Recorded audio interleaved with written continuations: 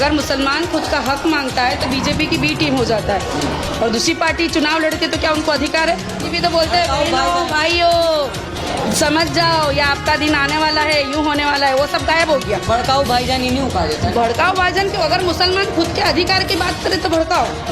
हम हमारा अधिकार मांग रहे हैं ना, हम कहाँ किसी को बोल रहे कि आज तक कोई मुस्लिम में बोला मुस्लिम को इतना मारा जा रहा है, हमने किसी हिंदू के मंदिर पे टारगेट किया है, हमला किया है? अगर इनको कोई तकलीफ होती है तो ये डायरेक्टली हम मुस्लिमों के मस्जिदों पे और घरों पे आ जाते, बुलडोजर चला देते। हमारा कोई भी धार्मिक ऐसा प्रसंग बता दे जिसमें हम हथियार लेके निकले हों। रेडिकुलाइज तो हिंदुओं के बच्चे हो चुके हैं, हमारे भारत देश की जवान पीढ़ी को बर्बाद करके रखा है बीजेपी और आरएसएस के बच्चे। जो अभी जवान है वो रेडिकुलाइज हो चुके हैं। जो हिजाब का मसला था हमने उस टाइम पे देख लिया, अभी भी इनकी जो रेल ये निकलती है उसमें हथियार बंद निकलते। का क्षेत्र है, प्रधानमंत्री या मुख्यमंत्री रहे हुए, विकास का मॉडल गुजरात की बात पूरे देश में करते हो कि गुजरात में बहुत विकास हुआ है। आइए हमारे मुस्लिम दलित इलाकों में कितना विकास है मैं बता दूं। आपकी न्यूज़ चैनल लेके चलिए हमारे साथ कि ये क्या करते हैं, पार्शलिटी करते हैं। सवाल यही है कि क्या लग रहा है इस बार जनता जो है, गुजरात की जनता ओवैसी साहब पे विश्वास दिखाएगी, लग रहा आपको? अस्सलाम वालेकुम। ओवैसी साहब पे तो जनता का विश्वास है ही, पूरे भारत देश में आप देख सकते हैं। लेकिन इस बार यहाँ के गुजरात के चुनाव के अंदर और पार्टीज़ भी है, तो हमारा हमेशा लड़ाई इसी बात पे रहती है कि हमको हमारी हिस्सेदारी चाहिए। हमारी जंग हिस्सेदारी की है, क्योंकि आज तक जितनी पार्टी आई हैं उन्हें मुसलमान को सिर्फ वोटर्स की तरह यूज़ किया है। वो जो हक है वो तो कहते हैं भाजपा के लिए आप लोग काम करती हैं, बी टीम है, मुसलमानों का वोट काटती हैं आप लोग। तो सिर्फ एमआईएम ही बी टीम है, आप नहीं है। आप यहाँ पे चुनाव नहीं लड़ने वाली है, इसके अलावा दूसरी पार्टी चुनाव लड़ने वाली नहीं है। बीजेपी अपक्ष के अंदर कितने उम्मीदवार उतारती है पैसे देके, उस पर कोई सवाल नहीं होगा, सिर्फ एमआईएम पे। अगर मुसलमान खुद का हक मांगता है तो बीजेपी की बी टीम हो जाता है, और दूसरी पार्टी चुनाव लड़ती है तो क्या उनको अधिकार है? संविधान में सबको अपने हक के लिए लड़ने का अधिकार है, हमको भी अधिकार है। लोगों को है ना, तो वो तो ऐसा ही है ना, मुसलमानों को उनको अधिकार से वंचित रखना है सारी पार्टियों का। अगर हम मुसलमान ही उनको वोट करें जब हम बी टीम नहीं होंगे, हमारे वोट अच्छे लगते हैं, हम हमारी हिस्सेदारी मांगेंगे तो बी टीम है। अब जिस तरह से देखो गुजरात में पटेल लोग हैं जो 11% 9% के आसपास है, उनको 35% सीटें दी जाती है, और मुसलमानों को अगर कांग्रेस भी देती है तो 5, और बीजेपी तो देती ही नहीं है। तो क्यों हम हमारी हिस्सेदारी नहीं मांग सकते?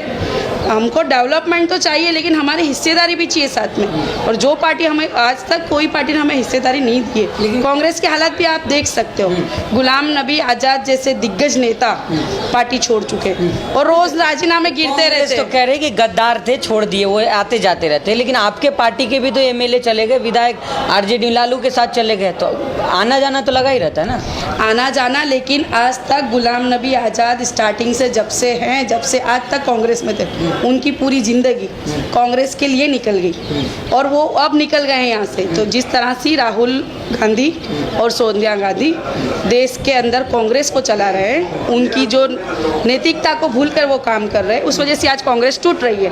और कांग्रेस और बीजेपी ये दोनों ही कहते हैं मामा भांजा की टीम है, और कोई नहीं है। इनको तो इमाम पे सिर्फ ठीकरा फोड़ना है। सब काउंसलर यहाँ की हैं, चुनाव आपने जीता, तो क्या लग रहा है कि विधानसभा में क्या चमत्कार होने वाला है? वैसे साहब का कुछ जलवा चलेगा इस पर? इंशाअल्लाह कोशिश तो है, जहाँ जहाँ हमारे काउंसिलर वहाँ भी हम काम कर रहे हैं, और इसके अलावा भी हमारी टीमें हैं जो ज़मीनी लेवल पे पब्लिक के बीच में हैं, और पब्लिक को वोटिंग के दिन तक हम लोग कन्विंस करने की कोशिश करेंगे इंशाअल्लाह। और इस बार जंग हमारी हिस्सेदारी की है, और पब्लिक अब वो समझ चुकी है। जिस तरह से उत्तर प्रदेश में समाजवादी पार्टी की बातों में आके मुसलमान बरगला गए, और उसके बाद भी अभी भी मुस्लिमों के वहाँ पर हालात आप देख सकते हो, वो सिर्फ कठपुतली की तरह चल रहे हैं। जो पार्टी का आदेश होता है इस तरह से चलते हैं। एमआईएम में ऐसा नहीं है, हम सबको आज़ादी से चलने का हक है ये पार्टी में, और हम हमारे तरीके से काम अभी कॉरपोरेशन में भी हम कर सकते हैं। तो हमारे एमएलए को भी काम करने की वही आज़ादी होगी, और कौम के लिए सिर्फ ऐसा नहीं है कि ये पार्टी मुस्लिमों के लिए, दलित आदिवासी पिछड़े हुए सबके लिए काम करती है। लेकिन एक आरोप लगता है कि महिलाओं की हिस्सेदारी नहीं मिलती है एमआईएम। आप खुद काउंसलर हैं, क्या कुछ कहना चाहेंगे? उन लोगों को क्या जवाब देंगे? आप देखो समझ सकते हो कि महिलाओं को हिस्सेदारी नहीं मिलती, तो आप देख सकते हो। मैं खुद हूँ मुस्लिम हूँ, बापर्दा हूँ, और मैं कंटेस्ट किया और मैं जीती भी। और उसके अलावा भी जमालपुर के अंदर सामान्य सीट के अंदर, सामान्य सीट होती है उस पर हम बीनाबेन परमार हमारी दलित बहन को मुस्लिम बहुबल इलाके से जिता के लाए हैं। जिस तरह से मध्य प्रदेश में भी हमारी एक बहन ब्राह्मण बहन को हम जिता के लाए हैं।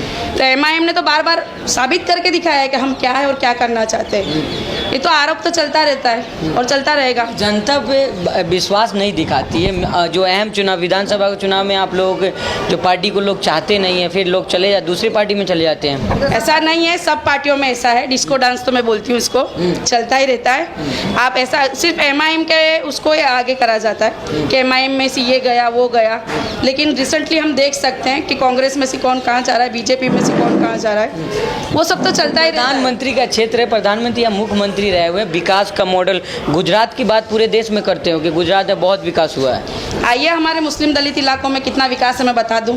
आपकी न्यूज़ चैनल लेके चलिए हमारे साथ कि ये क्या करते हैं, पार्सलिटी करते हैं। शहर के उस तरफ का विकास करते हैं जहाँ पे हिंदू बहुबल इलाका है, मुस्लिम माइनॉरिटी इलाके में कुछ काम नहीं करते। वहाँ पे ना अभी तक पीने का पानी तक भी नहीं है हम लोग के पास। आप काउंसलर हैं, आप करिए काम। हम तो करते हैं, मांग नहीं करते, लोग पार्सलिटी करते हैं, हमें नहीं दिया जाता। यही तो जंग है हिस्सेदारी की। जब तक हमारे MLAs होंगे, MPs होंगे, फिर हम इनके साथ हिस्सेदारी होगी तो हम हमारे इलाकों के काम असेंबलीज में जाके ला सकेंगे।